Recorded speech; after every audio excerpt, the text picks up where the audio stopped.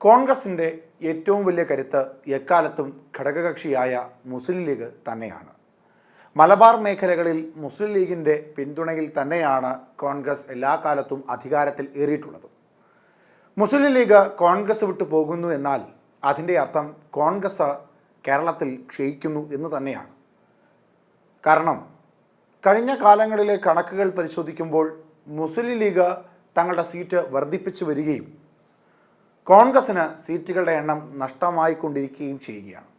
ഈ സാഹചര്യത്തിൽ മുസ്ലിം ലീഗിൻ്റെ പിന്തുണ കോൺഗ്രസിന് അനിവാര്യം തന്നെയാണ്.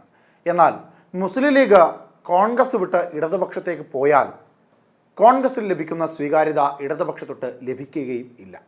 അഞ്ചാം മന്ത്രിസ്ഥാനം അടക്കമുള്ള കാര്യങ്ങൾ മുസ്ലിം ലീഗ് കോൺഗ്രസിൽ ആവശ്യപ്പെടുന്നത് പോലെ ഇടതുപക്ഷത്ത് ആവശ്യപ്പെടാൻ സാധിക്കില്ല. കാരണം ഇത് കോൺഗ്രസും മറ്റത് ഇടതുപക്ഷവുമാണ്.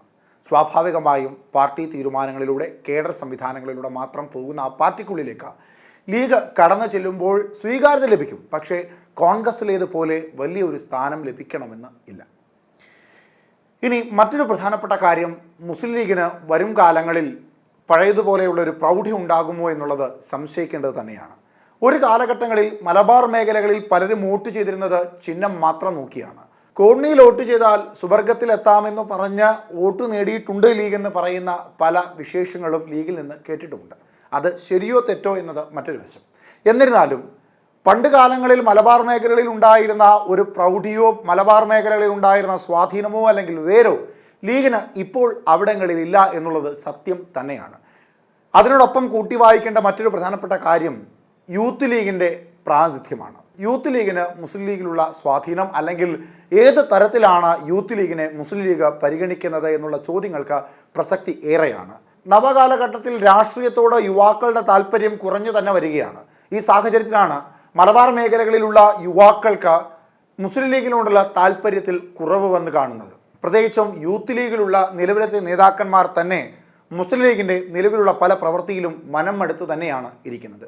അതിന് നിരവധി ഉദാഹരണങ്ങളുമുണ്ട്. 2024 ലോക്സഭാ തെരഞ്ഞെടുപ്പിന് മുമ്പ് മുസ്ലിം ലീഗിൻ്റെ സ്ഥാനാർത്ഥി ആരാകണമെന്ന ചർച്ചയിൽ പൊന്നാനിയിലും മലപ്പുറത്തും പലരുടെയും പേരുകൾ വന്നുപോയി. ഒടുവിൽ പൊന്നാനിയിലെയും മലപ്പുറത്തെയും സ്ഥാനാർത്ഥികളായ അബ്ദുൾ സമദ് സമദാനിയെയും ഇ.ടി. മുഹമ്മദ് ബഷീറിനെയും പരസ്പരം മാറ്റിയതല്ലാതെ മറ്റൊരു മാറ്റവും സ്ഥാനാർത്ഥിത്വത്തിൽ ഉണ്ടായില്ല. ആ സമയങ്ങളിലെല്ലാം യൂത്ത് ലീഗ് നേതാക്കന്മാർ മുൻപോട്ട് വെച്ച പല നേതാക്കന്മാരുടെയും പേരുകൾ മുസ്ലിം ലീഗ് ബോധപൂർവം തന്നെ തള്ളിയെന്ന് വേണമെങ്കിൽ പറയാം. അല്ലെങ്കിൽ അത് തന്നെയാകണം ശരി. ആ സമയത്ത് യൂത്ത് ലീഗിൻ്റെ പല നേതാക്കന്മാരും ഒളിഞ്ഞും തെളിഞ്ഞുമൊക്കെ തങ്ങളുടെ പ്രതിഷേധങ്ങൾ അറിയിച്ചിരുന്നതുമാണ്. ഈ സാഹചര്യത്തിൽ 2026 നിയമസഭാ തെരഞ്ഞെടുപ്പിൽ യൂത്ത് ലീഗ് നേതാക്കന്മാർക്ക് കൃത്യമായ പ്രാതിനിധ്യം നൽകണമെന്ന ആവശ്യം ശക്തമായ രീതിയിൽ തന്നെ മുൻപോട്ട് വയ്ക്കുവാനാണ് യൂത്ത് ലീഗിൻ്റെ തീരുമാനം. അതിനോടൊപ്പം അവർക്ക് മറ്റു ചില ആവശ്യങ്ങളും പറയുവാനുണ്ട്. പാർട്ടിയിൽ നേതൃമാറ്റം അനിവാര്യമാണെന്നും യൂത്ത് ലീഗ് സംസ്ഥാന കമ്മിറ്റി പുനഃസംഘടിപ്പിക്കണമെന്നുമാണ് യൂത്ത് ലീഗിൻ്റെ ആവശ്യം. 10 വർഷമായി യൂത്ത് ലീഗിൽ മെമ്പർഷിപ്പ് ക്യാമ്പയിൻ നടക്കുന്നില്ലെന്നും പുതിയ നേതാക്കൾക്ക് ഉയർന്നു വരുവാൻ അവസരം ഉണ്ടാകുന്നില്ല എന്നുമാണ് ജില്ലാ പ്രസിഡന്റുമാരും ജനറൽ സെക്രട്ടറിമാരും പറയുന്നത്. നിയമസഭാ തെരഞ്ഞെടുപ്പിന് മുമ്പ് യൂത്ത് ലീഗിൽ മെമ്പർഷിപ്പ് ക്യാമ്പയിൻ നടത്തി പുതിയ നേതൃത്വം ചുമതല ഏൽക്കണമെന്നതാണ് യൂത്ത് ലീഗിൻ്റെ ആവശ്യം. 2022 പുതിയ കമ്മിറ്റി വരേണ്ടതായിരുന്നു. അതുണ്ടായില്ല എന്ന് മാത്രമല്ല 2024 ആയിട്ടും മെമ്പർഷിപ്പ് ക്യാമ്പയിൻ നടത്തിയിട്ടുമില്ല. യുവാക്കൾക്ക് പുതിയ നേതൃത്വത്തിലേക്ക് ഉയർന്നു വരുവാൻ അവസരം ലഭിക്കുന്നില്ല എന്നുള്ളത് മറ്റൊരു പ്രധാനപ്പെട്ട കാര്യമായി അവർ ഉന്നയിക്കുന്നു. 4 പതിറ്റാണ്ടായി ഒരേ നേതൃത്വമാണ് പാർട്ടിയെ നയിച്ചുകൊണ്ടിരിക്കുന്നത്. 30-ാം വയസ്സിൽ MLA ആയവർ ഇപ്പോഴും പാർട്ടിയിൽ അള്ളിപ്പിടിച്ച് തുടരുകയാണ്. 3 തവണ MLA ആയവർക്ക് തുടർന്നും അവസരം നൽകരുതെന്നും നിയമസഭാ സ്ഥാനാർത്ഥികളെ പരിഗണിക്കുമ്പോൾ യൂത്ത് ലീഗിന് അർഹമായ പരിഗണന നൽകണമെന്നുമാണ് യൂത്ത് ലീഗ് ആവശ്യപ്പെടുന്നത്. കഴിഞ്ഞ നിയമസഭാ തെരഞ്ഞെടുപ്പിലും പാർലമെന്റ് തെരഞ്ഞെടുപ്പിലുമൊന്നും കാര്യമായ രീതിയിൽ യൂത്ത് ലീഗിനെ പരിഗണിക്കാത്ത സാഹചര്യത്തിലാണ് ഇത്തരത്തിലൊരു ആവശ്യമായി യൂത്ത് ലീഗ് ഇപ്പോൾ മുസ്ലിം ലീഗിൻ്റെ പക്ഷത്തെത്തിയിരിക്കുന്നത്. സ്വാഭാവികമായും പല സമരമുറകളിലൂടെയും SSLC പരീക്ഷയുടെ സമരങ്ങളിലൂടെയും ഒക്കെ മുസ്ലിം ലീഗിൻ്റെ മുഖമായി ഇപ്പോൾ തെളിഞ്ഞു നിൽക്കുന്നത് യൂത്ത് ലീഗ് തന്നെയാണ്. അതുകൊണ്ട് സ്ഥാനാർത്ഥി നിർണയത്തിലേക്ക് എത്തുമ്പോഴും യൂത്ത് ലീഗിനെ കാര്യമായ രീതിയിൽ പരിഗണിച്ചില്ല എങ്കിൽ ഒരുപക്ഷെ ഉൾപാർട്ടി പ്രശ്നങ്ങൾ ഉടലെടുക്കുവാനുള്ള സാധ്യതകൾ വളരെയേറെയാണ്. പാർട്ടി നേതൃത്വവുമായി ഏറ്റുമുട്ടി സംഘടനയിൽ നിന്ന് പുറത്താക്കപ്പെട്ട ഹരിത നേതാക്കളെയും അവരെ പിന്തുണച്ച MSF നേതാക്കളെയും തിരിച്ചെടുത്ത യൂത്ത് ലീഗിൻ്റെ സംസ്ഥാന ദേശീയ സമിതികളിൽ ഉന്നത സ്ഥാനം നൽകിയത് നിക്ഷിപ്ത താല്പര്യത്തോടെയാണെന്നും അവർ ഉന്നയിക്കുന്നുണ്ട്. പുറത്താക്കിയവരെ നേതൃനിരയിൽ ഉയർന്ന പദവികൾ നൽകി തെറ്റായ സന്ദേശമാണ് നൽകുന്നതെന്നും യൂത്ത് ലീഗ് നേതൃത്വം ആരോപിക്കുന്നു. മലപ്പുറം, കോഴിക്കോട്, കണ്ണൂര്, കാസർഗോഡ്, പാലക്കാട് എന്നിവിടങ്ങളിലെ ജില്ലാ ജനറൽ സെക്രട്ടറിമാരായ Mustafa Abdul Latheef, T Moideen Koya, Naseer, T Muhammad Kabeer, KMA Rasheed എന്നിവരാണ് യൂത്ത് ലീഗ് ക്യാമ്പിൽ നേതൃത്വത്തിനെതിരെ അന്ന് ആഞ്ഞടിച്ചത്. 3 ദിവസത്തെ അന്നത്തെ ക്യാമ്പിൽ പാർട്ടി നേതാക്കൾ ആരും പങ്കെടുത്തില്ല എന്നുള്ളതും ശ്രദ്ധേയമായ ഒരു കാര്യമാണ്. മുനവർ അലി തങ്ങളുടെ അധ്യക്ഷതയിലായിരുന്നു അന്ന് ക്യാമ്പ് നടന്നിരുന്നതെങ്കിലും നേതാക്കന്മാരാരും പങ്കെടുക്കാതിരുന്നതിൽ ശക്തമായ ഭാഷയിൽ തന്നെയാണ് അവർ പ്രതിഷേധം അറിയിക്കുന്നത്.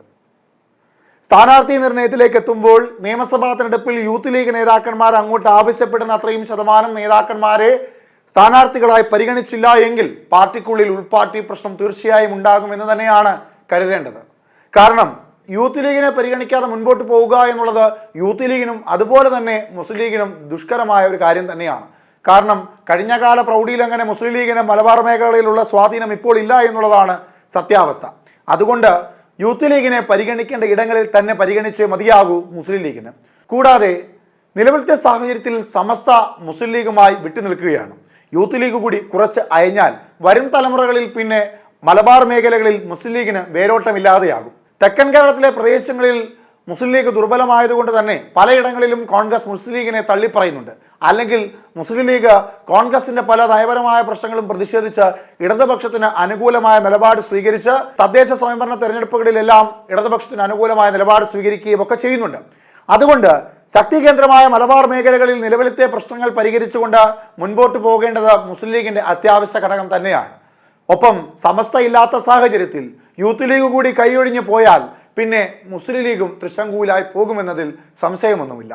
ഈ സാഹചര്യത്തിൽ വരാൻ പോകുന്ന നിയമസഭാ തെരഞ്ഞെടുപ്പിലും തദ്ദേശ സ്വയംഭരണ തെരഞ്ഞെടുപ്പിലും സ്ഥാനാർത്ഥി നിർണയത്തിലടക്കം യൂത്ത് ലീഗിനെ പരിഗണിക്കേണ്ടത് മുസ്ലിം ലീഗിന്റെ കൂടി ആവശ്യകതയാണ് എന്നതാണ് സത്യം.